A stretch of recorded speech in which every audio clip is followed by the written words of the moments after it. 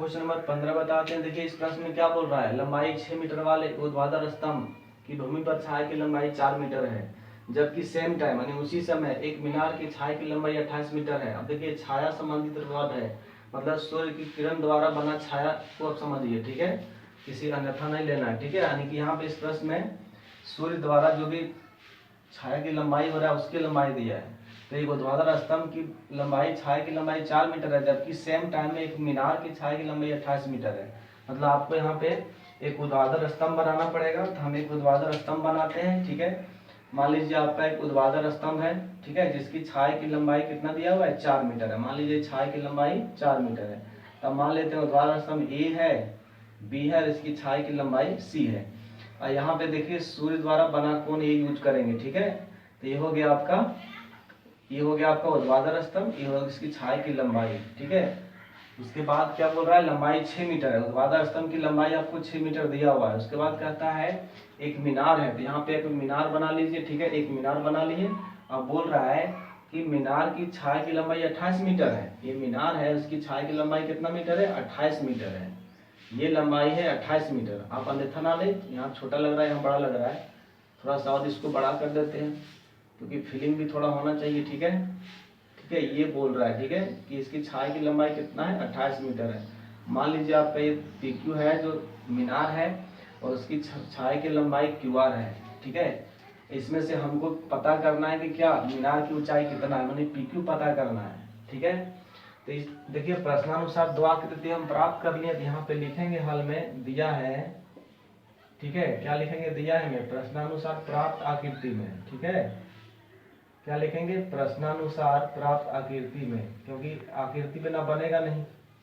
प्रश्नानुसार प्राप्त आकृति से लिखिए, तो मैं लिखिए, एक ही बात है, आकृति से, ठीक है।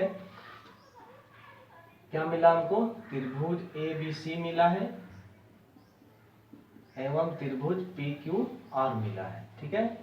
जिसमें जो जो है सो लिख लेते हैं, ठीक है। जिसमें कोण B बराबर कोण CQ हो जाएगा 90 डिग्री, क्योंकि जब मीनार है तो सीधा होता है, स्तंभ भी सीधा होता है, मीनार भी सीधा होता है, ये 90 डिग्री का कोण बना रहा है, ठीक है। और क्या दिया हुआ हमको, AB बराबर 6 मीटर है, जो स्तंभ की लंबाई है। AB बराबर कितना है, 6 मीटर, यहाँ पे आप मेंशन कीजिए 6 मीटर। उसके बाद QR जो दिया हुआ है, QR बराबर 28 मीटर है। QR क्या है, ये QR है मीनार के छाया की लंबाई, ठीक है। ये दिया है मीनार की ऊंचाई, ये पता चल चुका है ना, AB मीनार है, ठीक है। यहाँ पे लिख सकते हैं AB बराबर स्तंभ की लंबाई है, स्तंभ की लंबाई, ठीक है। AB बराबर स्तंभ की लंबाई है, और BC बराबर छाया की लंबाई है, छाया की लंबाई, ठीक है।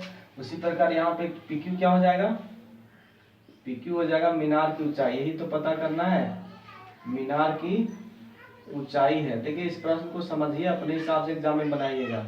QR बराबर हो गया छाया की लंबाई, ये दिया आपको, छाया की लंबाई दिया हुआ है, कितना दिया हुआ है, ये दिया हुआ 28 मीटर, ठीक है। अब इसको बनाने के लिए सबसे आसान तरीका, ये दोनों त्रिभुज को समरूप दिखा देंगे, ठीक है।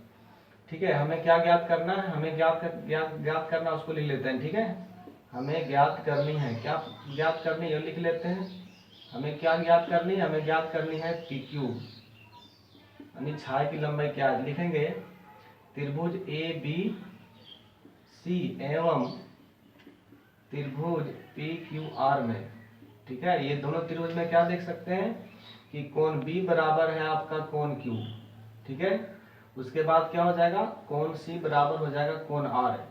ये प्रत्येक तो 90 डिग्री है, और ये कैसे हो गया, ये लिखना बहुत जरूरी है, क्योंकि सूर्य द्वारा बना कोण, ठीक है, एक ही समय में सूर्य द्वारा बना कोण समान होता है, ठीक है। लिखेंगे एक ही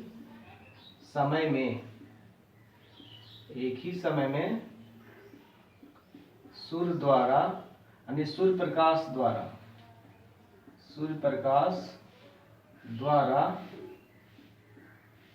बना कोण एक बराबर होता है, ठीक है, बना कोण, ठीक है। ये आप हम लिख रहे हैं, आप सुन के लिखिए, हो सकता है मेरा राइटिंग ना समझ में आए, तो क्या लिखेंगे, इसीलिए त्रिभुज इसीलिए लिखेंगे ए समरूपता कसौटी से, ठीक है, ए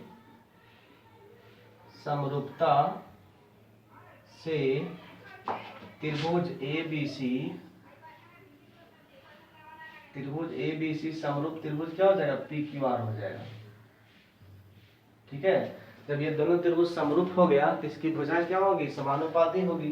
तो हम लिख सकते हैं ए बी बटा में पी क्यू, ए बी बटा पी क्यू बराबर क्या हो जाएगा आपका बी सी बटा में हो जाएगा क्यू आर। ठीक है, एकांक भुजा हमको लेने की जरूरत नहीं है क्योंकि इससे हमको कोई मतलब नहीं है। अभी इससे मतलब रहता है इसको यूज करते हैं, जो संगत भुजा का यूज होता है वही लेते हैं। ठीक है, ए बी बटा पी क्यू बराबर बी सी बटा क्यू आर होगा क्यों, क्योंकि दो त्रिभुज समरूप होता है तो इसकी संगत भुजा समानुपाती होती है। अब यहाँ पे ए बी बराबर क्या अपना लिख दीजिए, क्या हो जाएगा, ए बी बराबर कितना दिया है 6 और पी क्यू कितना दिया है 28, तो 6 बटा 28 हो जाएगा। बी सी कितना है, बी सी आपके पास 4 है।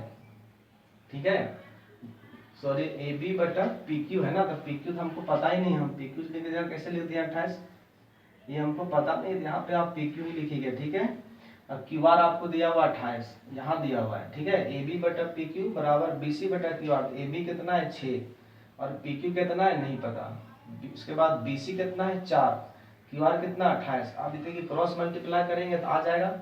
ठीक है, तो आप यहाँ पे पहुंचिए, नीचे जगह नहीं होगा तो क्या हो जाएगा 28 गुने 6, यहाँ लिख सकते हैं पी क्यू गुने 4, कोई दिक्कत नहीं है। पी क्यू गुने कितना हो जाएगा 4 बराबर हो जाएगा आपका 6 गुने 28, 6 गुने कितना हो जाएगा 28, क्रॉस मल्टीप्लाई हो रहा है तो पी क्यू बराबर कितना हो जाएगा 6 गुने 28 बटा में 4। अब एक कट जाएगा 7 चक 28 और 1 चक 4, तो कितना जाएगा 7 छक 42 मीटर आ जाएगा आपका मीनार की ऊंचाई। तो लिख सकते हैं, अतः मीनार की ऊंचाई कितना हो जाएगा आपका, मीनार की ऊंचाई बराबर हो जाएगा आपका 42 मीटर। ठीक है, यही आपका आंसर है। ठीक है, अब हम नेक्स्ट क्वेश्चन बनाएंगे।